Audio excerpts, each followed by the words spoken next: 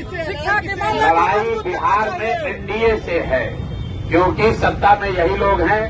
नीतीश और भाजपा की सरकार है, और अगर इनको हटाना है, बदलाव चाहिए तो इनको हटाइए। अब जनता को इतना ही तय करना है कि इनको हटा के वापस से राजद का जंगल राज लाना है, अपहरण रंगदारी वाला राज व्यवस्था बनाना है, या नई व्यवस्था बनानी है जिसका नाम जन सुराज है। तेजस्वी यादव भी आज मधेपुरा आ रहे हैं। भाई लोकतंत्र है, सबको सब जगह आने जाने का अधिकार है, सबको अपनी बात कहने का अधिकार है। लेकिन राजद जो है वो एक्सपायर दवा है, उसको 15 साल आप खा लिए, देख लिए, उससे आपका इलाज नहीं हुआ।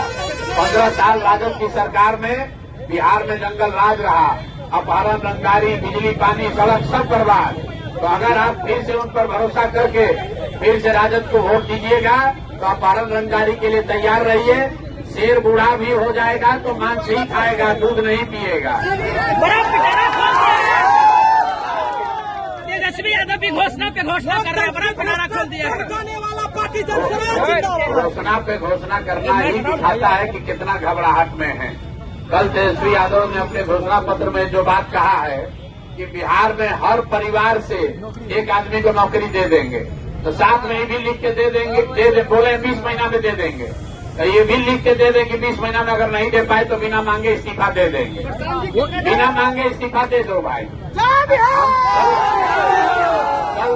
कल एक कहानी हमने सुनाया है बूढ़े शेर का। जब शेर बूढ़ा हो गया और शिकार करने की स्थिति में नहीं रहा तो सोने का कंगन लेकर बैठता है, और इस चक्कर में बैठता है इस सोच से कि कोई राहगीर चलता हुआ सोने के कंगन के लालच में आएगा तो हम उसको खाएंगे। तो तेजस्वी यादव राजद के लोग वही लालच दिखा रहे हैं कि बिहार की जनता उस लालच में फंसे, और फिर सरकार में आ जाए तो फिर अपना रंगदारी, अपहरण, लूट मार, हत्या चालू करें। अब किसी भी हालत में लोग राजद को जिताने वाले नहीं है, राजद की सरकार बनने वाली नहीं है। और मधेपुरा की जनता से ये आग्रह करना चाहेंगे, आपके जो विधायक हैं भैया, इन्हीं के विधायक के रहते हुए एक भी अगर यहाँ शिक्षा व्यवस्था सुधरी है तो बता दीजिए। शिक्षा मंत्री थे, यहाँ के पढ़े लिखे आदमी हैं, और आपके बच्चों का जब पेपर लीक हुआ, पटना में लाठी चला, इन साहब ने मुंह नहीं खोला। और रामायण पर बोलिएगा, तुलसीदास पर बोलिएगा, कालिदास पर बोलिएगा, हिंदू धर्म पर बोलिएगा, लेकिन यहाँ के बेरोजगारी पर नहीं बोलेंगे, मधेपुरा के विकास पर नहीं बोलेंगे। तो मेरे भाई, जन सुराज ने कोई बहुत बड़ा वादा नहीं किया है। एक चीज जरूर कहा है कि अगर आप स्कूल के बस्ता छाप पर बटन दबाइएगा, 14 को जन सुराज की व्यवस्था बनी, तो और कुछ हो या न हो, जो लोग छठ में अपने घर वापस आए हैं, वो अगर 14 को जन सुराज की व्यवस्था बनी तो अब उनको 10, 12, 15 हजार रुपए के रोजी रोजगार के लिए वापस नहीं जाना पड़ेगा।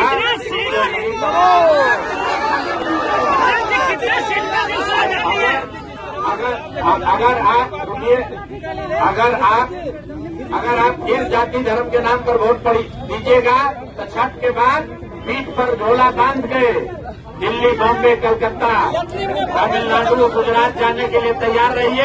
अब साल भर फिर मधेपुरा का, अपने गांव का, परिवार का मुंह देखने को नहीं मिलेगा।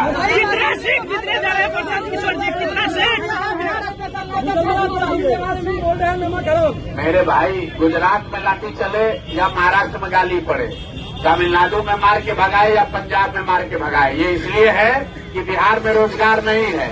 और बिहार में रोजगार नहीं तो अभी सरकार बन रही है, 20 वर्ष से जो नीतीश और भाजपा की सरकार है, आपको रोजगार नहीं मिला, आप गुजरात, तमिलनाडु जाके मजदूरी कर रहे हैं, तो फिर जाके वोट दोगे, फिर जाके वोट उसी को दोगे तो आपका कैसे सुधार होगा।